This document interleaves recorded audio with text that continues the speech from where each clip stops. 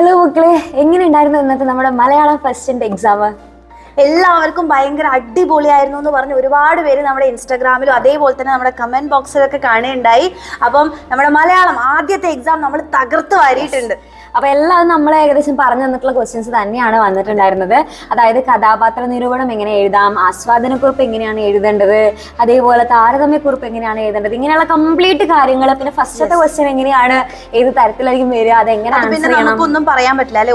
ഒരു പാരഗ്രാഫ് തരും, അതിന് നമ്മൾ വായിച്ച് കണ്ടെത്തി എഴുതേണ്ടതാണ്. അപ്പോൾ ശ്രദ്ധിക്കേണ്ട കാര്യങ്ങളൊക്കെ എൻ്റെ കുട്ടികൾ ശ്രദ്ധിച്ച് എഴുതിയിട്ടുണ്ടാവും എന്ന് വിചാരിക്കുന്നു. പിന്നെ നമ്മൾ വിശകലനക്കുറിപ്പ്, അഭിപ്രായക്കുറിപ്പ് അല്ലെ, ഇതൊക്കെ നമ്മൾ അടിപൊളിയായിട്ട് പറഞ്ഞതാണ് എങ്ങനെയാണ് ഒരു ട്വിസ്റ്റ് വന്നതെന്ന് വെച്ചാൽ നമ്മുടെ ചിത്രശലഭങ്ങൾ എന്ന് പറയുന്ന ചാപ്റ്ററിൽ നമ്മൾ വൃദ്ധയുടെ കഥാപാത്ര നിരൂപണമാണ് നമ്മൾ പ്രതീക്ഷിച്ചിട്ടുണ്ടായിരുന്നത്.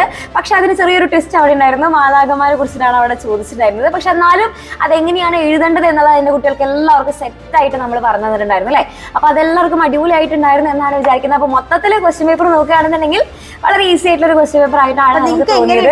അപ്പൊ കുറെ പേരൊക്കെ ഈസി ആയിരുന്നു എന്ന് പറഞ്ഞാലും കുറച്ച് പേർക്കെങ്കിലും ചിലപ്പോൾ എന്തെങ്കിലുമൊക്കെ അഭിപ്രായങ്ങളൊക്കെ പറയാണ്ടാവും അല്ലെ. അപ്പൊ എന്റെ കുട്ടികൾക്ക് എങ്ങനെയാണ് എക്സാം പോയത്, ഫുൾ മാർക്ക് കിട്ടാനുള്ള ചാൻസ് ഉണ്ടോ, എന്താണ് അഭിപ്രായം എന്നുള്ളത് നിങ്ങൾ കമന്റ് ചെയ്യാം അല്ലെ. യെസ്.